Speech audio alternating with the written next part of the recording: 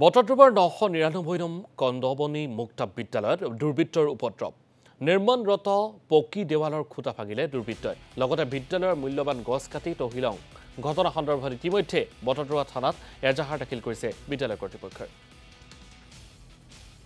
এই বিদ্যালয়খনৰ নাম হৈছে 999 নং কদমনী মুক্ত বিদ্যালয় আৰু এই স্কুলখন 1945 চনত হোৱা স্কুল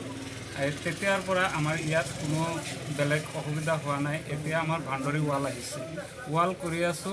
কিছুমান মানুহে ইয়াত বাধা দিছিল আগফালে ৱাল কৰোঁতে বাধা দিয়াৰ পিছত মানে আমি বাধা নামানি আমি ৱালৰ খুঁটি পুতিছোঁ আৰু এই খুঁটিবিলাক এতিয়া যোৱা ৰাতি ভাঙি পেলাইছে কোনো কিছুমান মানুহ পকা খুঁটি নেকি পকা খুঁটি ভাঙি পেলাইছে আৰু এই খুঁটিৰ জায়গাত পায়খানাও কৰিছে আৰু কিছুমান গছপুলি আছে যে গছপুলিবিলাকো ভাঙি পেলাইছে চৰকাৰে দিছিলে আমাক স্কুলত লগাবলৈ আমি লগাইছোঁ গছপুলিবিলাকো ভাঙি দিছে এই সন্দৰ্ভত আমি এজাহাৰ দিছোঁ